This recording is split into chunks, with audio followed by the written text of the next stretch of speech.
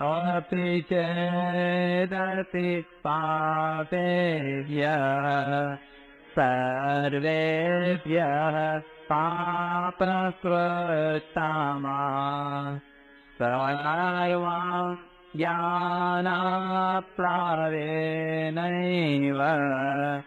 वृजिना संतरिष्यति। 36वां श्लोक। अगर तो सब पापियों से भी अधिक पापी है तो भी तो ज्ञान रूपी नौका के द्वारा निसंदेह संपूर्ण पाप समुद्र से अच्छी तरह तर जाएगा। व्याख्या। अति चेदपि पापेभ्यः सर्वेभ्यः पापकृत्तमः। पाप करने वालों की 3 श्रेणियां होती हैं। पहली, पापकृत अर्थात पाप करने वाला। दूसरी, पापकृत्तर अर्थात 2 पापियों में एक से अधिक पाप करने वाला। और तीसरी, पापकृत्तम अर्थात संपूर्ण पापियों में सबसे अधिक पाप करने वाला। यहाँ पापकृत्तमः पद का प्रयोग करके भगवान कहते हैं कि अगर तू संपूर्ण पापियों में भी अत्यंत पाप करने वाला है तो भी तत्व ज्ञान से तू संपूर्ण पापों से तर सकता है। भगवान का यह कथन बहुत आश्वासन देने वाला है। तात्पर्य यह है कि जो पापों का त्याग करके साधन में लगा हुआ है उसका तो कहना ही क्या है, पर जिसने पहले बहुत पाप किए वो उसको भी जिज्ञासा जागृत होने के बाद अपने उद्धार के विषय में कभी निराश नहीं होना चाहिए। कारण कि पापी से पापी मनुष्य भी यदि चाहे तो इसी जन्म में अभी अपना कल्याण कर सकता है। पुराने पाप उतने बाधक नहीं होते जितने वर्तमान के पाप बाधक होते हैं। अगर मनुष्य वर्तमान में पाप करना छोड़ दे और निश्चय कर ले कि अब मैं कभी पाप नहीं करूंगा और केवल तत्व ज्ञान को प्राप्त करूंगा, तो उसके पापों का नाश होते देरी नहीं लगती। यदि कहीं 100 वर्षों से घना अंधेरा छाया हो और वहां दीपक जला दिया जाए तो उस अंधेरे को दूर करके प्रकाश करने में दीपक को 100 वर्ष नहीं लगते, प्रत्युत दीपक जलाते ही तत्काल अंधेरा मिट जाता है। इसी तरह तत्व ज्ञान होते ही पहले किए गए संपूर्ण पाप तत्काल नष्ट हो जाते हैं। चेत यदि पद देने का तात्पर्य यह है कि प्रायः ऐसे पापी मनुष्य परमात्मा में नहीं लगते, परंतु वे परमात्मा में लग नहीं सकते ऐसी बात नहीं है। किसी महापुरुष के संग से अथवा किसी घटना, परिस्थिति, वातावरण आदि के प्रभाव से यदि उनका ऐसा दृढ़ निश्चय हो जाए कि अब परमात्मा तत्व का ज्ञान प्राप्त करना ही है, तो वे भी संपूर्ण पाप समुद्र से भली भांति तर जाते हैं।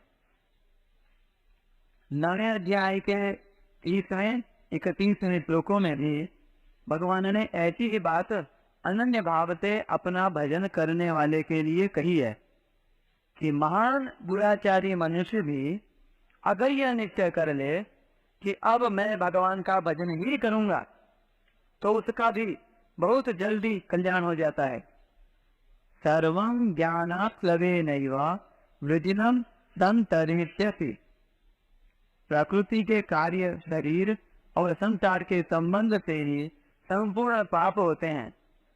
तत्व ज्ञान होने पर जब इनसे सर्वथा संबंध विच्छेद हो जाता है तब पाप कैसे रह सकते हैं।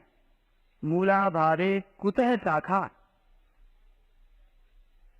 परमात्मा के स्वतः चित्त ज्ञान के साथ एक होना ही ज्ञान प्लव अर्थात ज्ञान रूप नौका को प्राप्त होना है।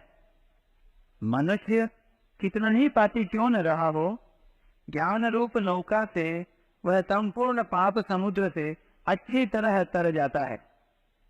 यह ज्ञान रूप नौका कभी टूटती फूटती नहीं, इसमें कभी चित्र नहीं होता और यह कभी डूबती भी नहीं। यह मनुष्य को पाप समुद्र से पार करा देती है। ज्ञान यज्ञ से ही यह ज्ञान रूप नौका प्राप्त होती है। यह ज्ञान यज्ञ आरंभ से ही विवेक को लेकर चलता है और तत्व ज्ञान में इसकी पूर्णता हो जाती है। पूर्णता होने पर द्वेष मात्र भी पाप नहीं रहता। परिशिष्ट भाव। यहाँ भगवान ने पापेभ्यः सर्वेभ्यः पापकृततमः पदों से पापी की आखिरी हद बता दी है। यद्यपि पापेभ्यः पद बहुवचन होने से संपूर्ण पापियों का वाचक है, फिर भी भगवान ने इसके साथ सर्वेभ्यः पद दिया।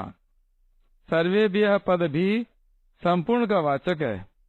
ये दो पद देने के बाद भी भगवान ने पापकृततमः पद और दिया है, जो अतिशयता का बोधक है।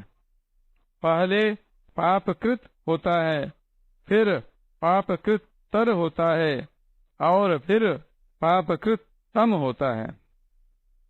तात्पर्य निकला कि संपूर्ण संसार में जितने भी पापी हो सकते हैं, उन संपूर्ण पापियों से भी जो अत्यधिक पापी है, उसको भी ज्ञान प्राप्त हो सकता है। कारण कि पाप कितने ही क्यों न हो, हैं वे असत ही, जबकि ज्ञान सत है। सत के आगे असत कैसे टिक सकता है? पाप अपवित्र है, जबकि ज्ञान परम पवित्र है। अपवित्र वस्तु पवित्र वस्तु को कैसे अटका सकती है?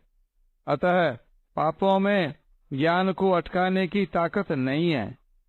ज्ञान प्राप्ति में खास बाधा है नाशवान सुख की आसक्ति। भोगासक्ति के कारण ही मनुष्य की पारमार्थिक विषय में रुचि नहीं होती और रुचि न होने से ही ज्ञान की प्राप्ति बड़ी कठिन प्रतीत होती है।